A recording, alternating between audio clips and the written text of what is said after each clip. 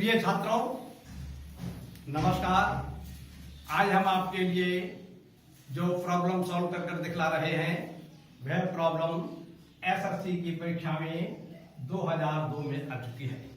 आज की प्रॉब्लम है 3 प्राकृतिक संख्याएं 2:3:4 के अनुपात में है। यदि इनके वर्गों का योग 116 हो तो संख्याएं ज्ञात कीजिए। क्लियर? ऐसा है कि पहली बात तो ये है कि आपको ये दिया हुआ है कि संख्याएं जो है वह प्राकृतिक है। दूसरी बात, संख्याओं में 2:3:4 का अनुपात है। तीसरी बात, संख्याओं के वर्गों का योग 116 है। अब ये 3 प्रतिबंध आपको दिए गए हैं। इन 3 प्रतिबंधों के आधार पर आपसे वे तीनों संख्याएं पूछी हैं जो इन तीनों शर्तों को पूरा करें। तो देखिए, इस प्रश्न को सॉल्व करने के लिए इस प्रकार से करेंगे। माना पहली संख्या बराबर 2x। जब हम पहली संख्या बराबर 2x लेंगे, इसका मतलब ये हुआ कि ये पहली संख्या का पूरा मान आ गया है। यहां पर तो 2:3:4 में 2 अनुपात था एक प्रकार, लेकिन यहां पर 2x जो है वह संख्या का पूरा मान है। तब दूसरी संख्या बराबर होगी 3x। यहां पर आप माना नहीं लिख सकते। जब आपने पहली संख्या को 2x मान लिया है तो दूसरी और तीसरी संख्या को क्रमानुसार 3x और 4x ही मानना होगा। आप कुछ और नहीं मान सकते। क्लियर? कि यहां पे तथा करके मान ले तो नहीं मान सकते आप, इसके लिए अनुपात दिया इसलिए। ठीक है ना? यदि आप मान लीजिए यहां पर 2a मान लेते तो दूसरी संख्या माननी पड़ती आपको 3a और तीसरी संख्या माननी पड़ती 4a। ये मानना ही पड़ता फिर आपके लिए। जो आप पहली संख्या मान लेंगे उसी के आधार पर फिर आपको दूसरी और तीसरी संख्या माननी पड़ेगी। इसलिए यहां पर तब और तथा लिखना अनिवार्य है।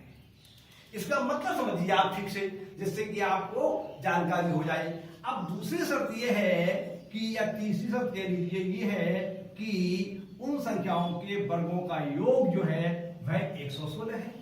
तो अब ये प्रश्न की दूसरी शर्त आ गई हमारी कि उनके वर्गों का योग 116 है। तो इस शर्त के अनुसार हम एक समीकरण बनाएंगे। तो ये समीकरण बनेगा 2x का होल वर्ग प्लस 3x का होल वर्ग प्लस 4x का होल वर्ग। ये तीनों संख्याओं के वर्गों का योग आ गया LHS में। लेकिन वो प्रश्न पे कहता है कि इनके वर्गों का योग 116 है, तो ये बराबर लगाकर RHS में 116 लिख देंगे। तो ये जो शर्त है ये हमारी इस शर्त को पूरा कर रहा है। ये समीकरण जो है इस दूसरी वाली शर्त को पूरा कर रहा है। अब इसको हल करके हम x का मान ज्ञात कर लेंगे और x का मान जब हम इनमें लगा देंगे तभी हमें संख्या प्राप्त हो जाएगी। तो इसको सिंप्लीफाई करेंगे तो फल प्राप्त होगा 4x²। इसको करेंगे 9x²। इसको सिंप्लीफाई करेंगे 16x²। तो LHS में प्राप्त होता है 4x² plus 9x² plus 16x² बराबर RHS में 116 वैसे के वैसे लिख रहेंगे। LHS में जो आपकी संख्या लिखी हुई है, इन तीनों संख्याओं को जब ऐड करेंगे, जोड़ेंगे, तो आपको फल प्राप्त होगा LHS में 29x² बराबर RHS में 116 वैसा का वैसा रहेगा। हमें x का मान निकालना है, इसलिए हम लिखेंगे x² बराबर 116/29। ये वाले जो x² का गुणांक 29 है LHS में, ये RHS के हर में पहुंच जाएगा। तो x² बराबर 116/29 और 29 से 116 को काटेंगे तो फल प्राप्त होगा 4। तो x² बराबर प्राप्त हुआ आपको 4। अब आपको x का मान निकालना है। तो x का मान निकालने के लिए दोनों पक्षों का वर्गमूल लेंगे। तो यहाँ पर LHS में प्राप्त होगा x और RHS में जब 4 का वर्गमूल लिया जाएगा तो फल प्राप्त होगा +-2।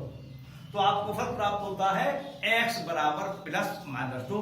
अर्थात x का मान आप 2 भी मान सकते हैं और x का मान -2 भी मान सकते हैं। तो यहाँ पर यदि आप x का मान 2 लगाएंगे तब भी आपको 3 संख्याएं प्राप्त हो जाएंगी, और जब -2 लगाएंगे तो और दूसरी कोई 3 संख्याएं प्राप्त हो जाएंगी। लेकिन प्रश्न में पहली शर्त उसकी ये है कि संख्याएं प्राकृतिक है। जब आप माइनस का 2 लगा रहे होंगे x का मान यहाँ पर, तो जो संख्याएं प्राप्त होंगी वो इस शर्त को तो पूरी कर रही होंगी और इस शर्त को पूरी कर रही होंगी, लेकिन इस शर्त को पूरी नहीं करेंगी, क्योंकि फिर आपको संख्याएं प्राप्त होंगी -4, -6 और -8। ये संख्याएं जो है वह प्राकृतिक संख्याएं नहीं है। प्राकृतिक संख्याएं जो है वे है 1 2 3 4 5 6 7 8 9। प्राकृतिक संख्याएं जो है वे पूर्णांक होती है और धनात्मक होती है। क्लियर? और जीरो भी नहीं होता है प्राकृतिक संख्याओं के अंदर। ठीक, तो इसलिए हमने लिखा लेकिन x बराबर -2 अमान्य है, अर्थात ये -2 नहीं माना जाएगा x का मान, क्योंकि x बराबर -2 लेने पर जो संख्याएं प्राप्त होंगी वे संख्याएं प्राकृतिक संख्या नहीं होंगी। इसलिए हमारे लिए x बराबर 2 ही लेना पड़ेगा।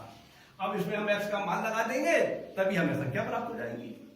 तो पहली संख्या बराबर 2x, x का मान 2 लगाया आपने तो 2 गुणा 2 बराबर 4, तो पहली संख्या तो आपको 4 प्राप्त हो गई। दूसरी संख्या प्राप्त करने के लिए x का मान इसमें लगाएंगे बराबर 3x, बराबर 3 गुणा 2 बराबर 6, ये आपको दूसरी संख्या प्राप्त हो गई। और तीसरी संख्या प्राप्त करने को आप इसमें लगाएंगे x का मान 2, तो तीसरी संख्या बराबर होगी 4x बराबर 4 गुणा 2 बराबर 8। इस प्रकार से ये आपको तीसरी संख्या प्राप्त हो गई। तो संख्या प्राप्त होती है आपको 4, 6, 8। तो आप अंत में आंसर लिख दीजिए।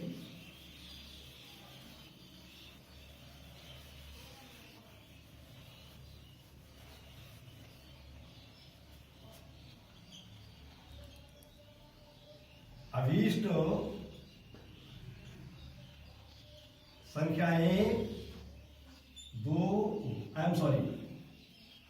4, 6 और 8 हैं उत्तर। इस प्रकार से ये प्रश्न आपका पूरा हो जाता है।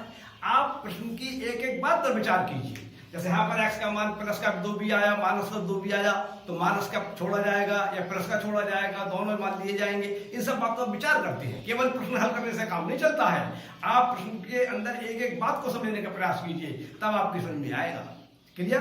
तो आज का प्रश्न पूरा होता है। नमस्कार, धन्यवाद।